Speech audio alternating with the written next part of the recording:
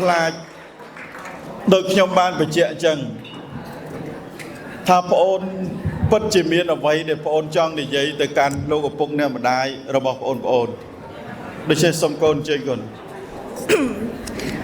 ជាបឋមនាងខ្ញុំសូមគោរពទៅ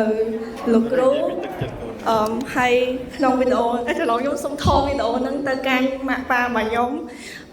ព្រោះថាតាំងពីក្មេងដល់ឥឡូវគាត់ពិតជាខំប្រឹងរកលុយឲ្យខ្ញុំតាំងពីជុំនៅក្មេងទោះបីជាគាត់ប៉ាមិនក៏ដោយក៏គាត់នៅតែខំប្រឹងមកកាលពីមុនគាត់ធ្លាប់រកលុយបានហើយឲ្យខ្ញុំរៀនសាលាល្អតាំងពីដើមមកប៉ុន្តែស្របពេលកូវីដហ្នឹងម៉ាក់ប៉ាខ្ញុំរកលុយបានខ្លាំងមែនតើហើយសឹងបីតើអាហារហូបចុករបស់គាត់រាល់ថ្ងៃហ្នឹងគាត់កាត់បន្ថយខ្លួនឯងអត់ឲ្យញ៉ាំអីឆ្ងាញ់ទេគាត់ទឹកលុយឲ្យខ្ញុំមាន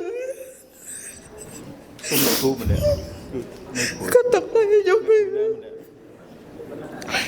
គាត់សុខចិត្តតែខ្ចីលុយគេដើម្បីមកបោះស្រាយខ្ញុំហើយគាត់ប្រាប់មានបាត់ថា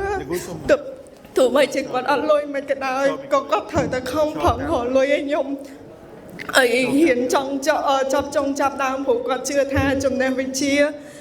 គឺជាអីដែលនាំយើងទៅអនាគតល្អមានការងារល្អធ្វើមានប្រាក់ចំណូលសម្រាប់គ្រប់គ្រងជីវិតហើយគាត់សង្ឃឹមថាខ្ញុំអត់ជួបជាមួយនឹងជីវិតមួយដែលពិបាកដោយពួកគាត់សពថ្ងៃហ្នឹងឯងគាត់ធ្លាប់ប្រាប់ខ្ញុំថាគាត់ចង់រៀនខ្លាំងប៉ុន្តែគាត់អត់មានលទ្ធភាពក្នុងការរៀនទេអញ្ចឹងគាត់យល់ពីតម្លៃនៃការសិក្សាហើយគាត់ខំប្រឹងឲ្យខ្ញុំបងខ្ញុំហើយនិងប្អូនខ្ញុំរៀនបានទាំងអស់ហើយគាត់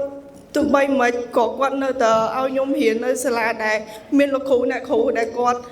ចាំជួយមើលយើងខុសត្រូវទាំងអស់ហើយកូនមានលេខតាមទៅបាទខ្ញុំចង់ប្រាប់គាត់ថាខ្ញុំអត់ដែរនិយាយពាក្យថាខ្ញុំស្រឡាញ់គាត់ទៅកាន់ពួកគាត់បានទេមិនតែនឹងខ្ញុំចង់ខ្ញុំថាខ្ញុំស្រឡាញ់ពួកគាត់ហើយខ្ញុំអរគុណ